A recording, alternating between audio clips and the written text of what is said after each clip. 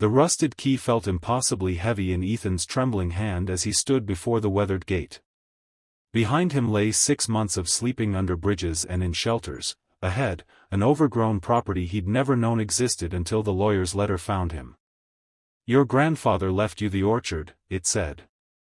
What the letter didn't mention was the small wooden box buried beneath the oldest tree, a discovery that would transform not just the abandoned land, but the broken young man who now owned it. If you're moved by stories of second chances and hidden treasures, hit that like button and subscribe to join our community of storytellers and dreamers. Your support helps us bring more stories like Ethan's to life. The day Ethan Morgan turned 18 should have been a celebration. Instead, it marked the beginning of his homelessness. His mother's boyfriend had made it clear for years, the moment Ethan was legally an adult, he was out. No exceptions, no extensions, no mercy. "You've got until sundown," Derek had said that morning, not even looking up from his phone. "Anything you leave behind goes in the trash." Ethan's mother sat silently at the kitchen table, eyes fixed on her coffee mug. She hadn't defended him in years, he hadn't expected her to start now. By nightfall, everything Ethan owned fit into a single backpack: some clothes, a toothbrush, his high school diploma, earned despite everything, and exactly $237.42, his entire savings from the part-time job he'd worked while finishing school. The first night, he slept on a bench in Jefferson Park, waking every 20 minutes to check his surroundings. By the end of the first week, he'd learned which shelters were safest, which restaurant dumpsters contained edible food, and how to make himself invisible to the police. By the end of the first month, the reality of his situation had fully settled in. This wasn't temporary. This was his life now. "You get used to it," an older homeless man named Ray told him one night as they huddled under a highway overpass during a thunderstorm. "Not in a good way." "But you do." Ethan refused to believe that. He applied for jobs everywhere: fast food restaurants, car washes, warehouses. But without a permanent address or reliable access to showers, the rejections piled up. Each "we'll call you" felt like another nail in the coffin of his former life. Winter approached, bringing bitter cold that seeped into his bones. Ethan had never felt so alone, so forgotten by the world. His 18th birthday had been 6 months ago, but he'd aged years since then. Then came the letter. "Are you Ethan Morgan?" The shelter volunteer held an envelope, looking confused. "This came for you. Someone left it at the front desk." Ethan stared at the official-looking envelope. Nobody knew he stayed at this shelter. Nobody knew where to find him at all. Inside was a letter on crisp legal stationery. "Dear Mr. Morgan. My name is Thomas Whitaker, attorney at law. I represent the estate of Harold Morgan, your paternal grandfather. After extensive efforts to locate you, I am pleased to inform you that you are the sole beneficiary of his will, Your grandfather passed away 3 months ago, leaving you his property, an apple orchard in Riverdale County, approximately 40 miles north of the city. The property has been unattended for some time but is fully paid for and legally yours, Please contact my office at your earliest convenience to arrange the transfer of the deed and keys." Ethan read the letter 7 times, certain it was some cruel joke. He had never met his grandfather. His father had died when Ethan was 4, and his mother had never spoken about her in-laws. As far as Ethan knew, he had no family left in the world. The next morning, wearing his cleanest clothes and having splurged on a public shower, Ethan walked into the law office of Thomas Whitaker. "Ah, Mr. Morgan," said the elderly attorney, extending his hand. "I was beginning to worry we wouldn't find you." "I don't understand," Ethan said. "I never knew my grandfather." "He knew about you," Whitaker replied, opening a thick folder. "Harold was complicated. He and your father had a falling out before you were born. When your father died, Harold tried to reconnect with your mother, but she refused. He respected her wishes but kept tabs on you from a distance. The lawyer slid a photograph across the desk. It showed a stern-faced older man standing in an orchard, apple trees stretching behind him. He came to your high school graduation, you know. Sat in the back. Never introduced himself. Ethan stared at the photo, trying to remember if he'd noticed an old man watching him that day. He couldn't recall. The property isn't much, Whitaker continued. The house is small and probably needs work. The orchard hasn't been properly maintained in years. But it's yours, free and clear. No mortgage, no liens. Just annual property taxes, which are modest. He handed Ethan a set of keys and a hand-drawn map. There's also this. The lawyer passed him an envelope containing $5,000 in cash. Your grandfather's final instruction was to give you this to get started. His words. Ethan's hands shook as he accepted everything. Why me? Why now? Whitaker smiled sadly. Harold was not a man who expressed himself well. But in his final years, his biggest regret was never knowing you. This was his way of trying to make amends, I suppose. The bus ride to Riverdale County took nearly 2 hours. As the city gave way to suburbs and then to rolling countryside, Ethan pressed his forehead against the window, watching his former life recede with each mile. The bus dropped him at a crossroads with a small general store. According to the map, his grandfather's property was 3 miles down a country road. Ethan adjusted his backpack and began walking. The late autumn air was crisp, the sky a brilliant blue. After months in the city, the silence felt almost oppressive. No traffic, no sirens, no constant hum of humanity. Just the sound of his footsteps and the occasional rustle of leaves. He almost missed the entrance. A weathered wooden sign reading Morgan Orchard hung crookedly from a post beside an overgrown drive. A rusted gate, secured with a padlock, blocked the way. Ethan fumbled with the keys until he found one that fit. The lock opened with a reluctant groan, and he pushed the gate wide. Before him stretched a long, winding driveway bordered by apple trees in various states of neglect. Some appeared dead, others merely unkempt. In the distance, he could make out the silhouette of a small house. With each step down the drive, the reality of his situation began to sink in. This was his. All of it. After months of owning nothing, of belonging nowhere, he suddenly had land. A home. A purpose, perhaps. The house was a modest one-story structure with a wide porch. Paint peeled from the clapboards, and several windows were cracked, but the roof appeared intact. Ethan climbed the porch steps, testing each one carefully before putting his full weight on it. The front door key stuck at first, then turned with a decisive click. The door swung open to reveal a time capsule, a home untouched for months, perhaps years. A layer of dust covered everything, the simple furniture, the bookshelves, the framed photographs on the walls. Ethan moved through the rooms slowly, absorbing details. The kitchen with its ancient appliances. The small living room with a stone fireplace. 2 bedrooms, one clearly his grandfather's, the other set up as an office. In the office, Ethan found shelves lined with books about apple cultivation, notebooks filled with his grandfather's cramped handwriting, and maps of the orchard marked with varieties and planting dates. On the desk sat a framed photograph that made Ethan's heart stop, his father as a young man, standing proudly among apple trees, his arm around a younger version of Harold Morgan. Ethan sank into the desk chair, overwhelmed. He had come from nothing to this in the span of a day. The enormity of it threatened to crush him.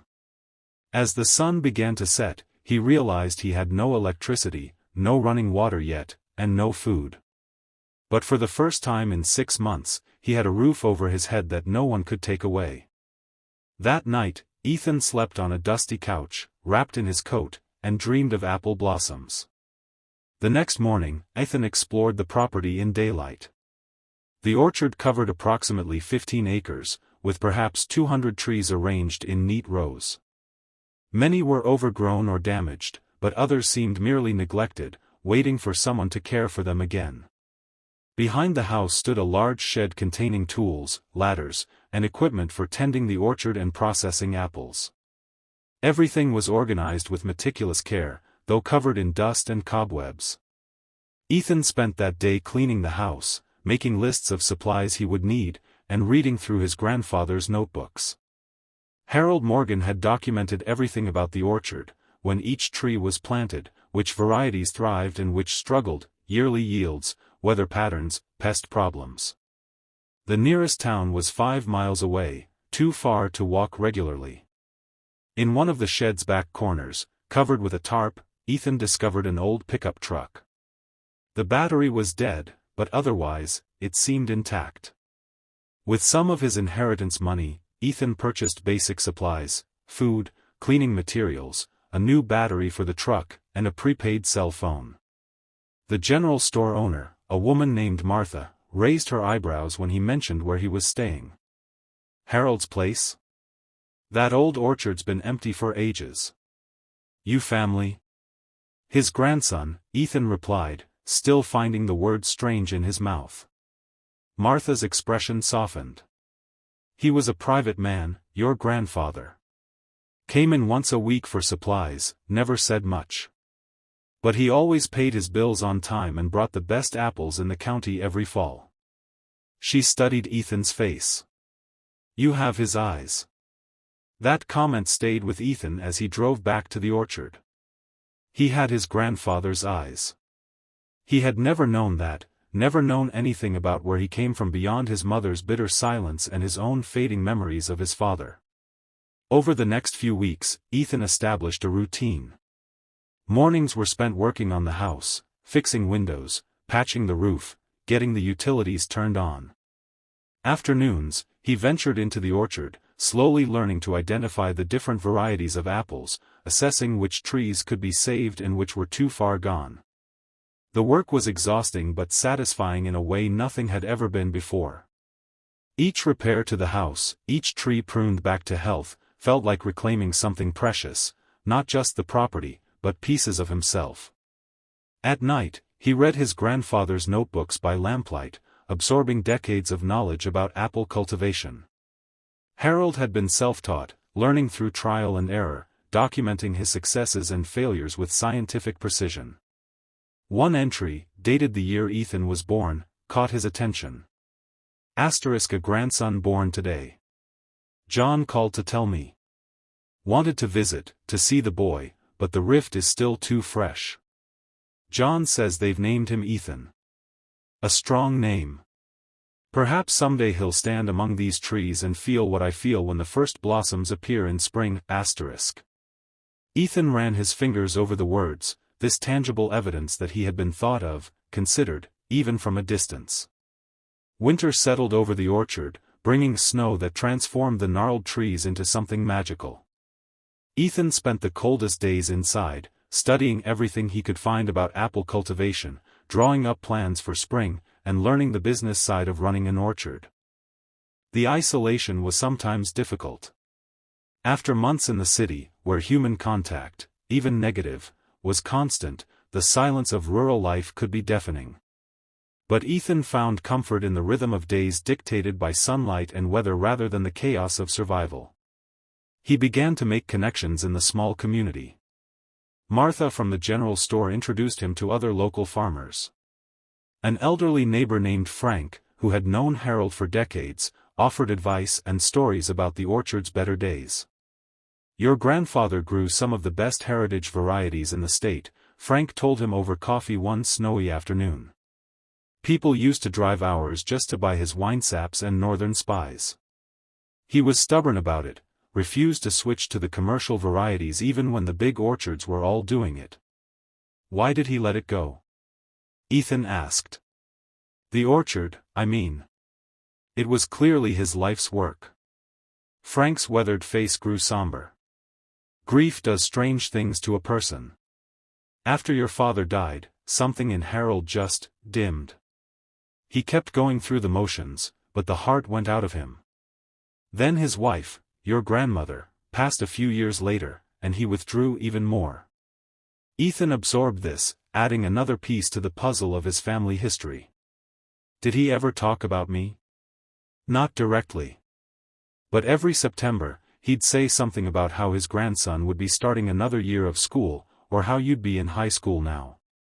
He kept track. The knowledge that his grandfather had been silently witnessing his life from afar was both comforting and painful. So many years of connection lost to pride and misunderstanding. As winter began to loosen its grip, Ethan's preparations for spring intensified. He ordered saplings to replace the trees too damaged to save, repaired irrigation systems, and prepared the soil according to his grandfather's meticulous notes. One evening in late February, a particularly violent storm swept through the area. Ethan spent a sleepless night listening to wind howl around the house, worrying about damage to the orchard. At first light, he ventured out to assess the situation. Several trees had been uprooted, including one of the oldest in the orchard, a gnarled giant that Harold's notebooks identified as the first tree he'd ever planted, over 50 years ago. Seeing it lying on its side, roots exposed to the air, Ethan felt a pang of loss disproportionate to the actual damage. As he examined the fallen patriarch, something caught his eye, a glint of metal among the exposed roots. Kneeling in the mud, Ethan carefully brushed away soil to reveal a small metal box, the kind used for cash or valuables, now dented and corroded with age. With trembling hands, he pried open the rusted lid. Inside lay a leather-bound journal, several photographs, and a sealed envelope with his name written on it in careful block letters. Ethan carried his discovery back to the house, heart pounding. The journal was older than his grandfather's orchard notebooks, the entries dating back to before Ethan's father was born. The photographs showed a younger Harold with his wife and son, Ethan's family, preserved in moments he'd never known. With reverent care, he opened the envelope addressed to him. Ethan. If you're reading this, then I'm gone, and you found your way to the orchard. I buried this box when I planted this tree, long before you were born, and have added to it over the years. It seems fitting that the oldest tree should guard our family's heart, I've made many mistakes in my life. The greatest was letting pride keep me from knowing you. Your father and I quarreled over his choice to leave the orchard, to pursue a different life. Words were said that couldn't be unsaid. When he died, that chance for reconciliation died too, and I've carried that regret every day since, I've watched you from a distance, your school achievements, your struggles. I wanted to reach out so many times, but feared rejection, feared causing more pain. Perhaps that was cowardice disguised as consideration, This land has been in our family for 3 generations. These trees have sustained us, taught us patience and humility. Nature doesn't rush, yet everything gets accomplished. Remember that when the work seems overwhelming, in the journal, you'll find the real history of this place, not just the scientific observations, but the human story. The joy, the heartbreak, the lessons learned. It's your heritage, as much as the land itself, I don't know what kind of young man you've become, but I hope this place gives you what it gave me, purpose, peace, and the profound satisfaction of creating something that outlives you. Your grandfather. Harold Morgan. P.S. The northern spy tree in the northwest corner produces apples that taste like sunshine. Don't let anyone tell you different varieties are better, Tears streamed down Ethan's face as he read and reread the letter. All these months, he'd been working to resurrect his grandfather's legacy without fully understanding what that legacy was, not just an orchard, but a connection to something larger than himself, a lineage, a belonging. That night, Ethan stayed up until dawn reading the journal, absorbing the intimate history of his family and the land they had tended. Harold wrote of his own father teaching him to graft his first tree, of meeting his wife at an agricultural fair, of the birth of Ethan's father, of dreams and disappointments and the quiet joy of watching something grow. By morning, Ethan knew what he needed to do. Spring arrived with an explosion of white.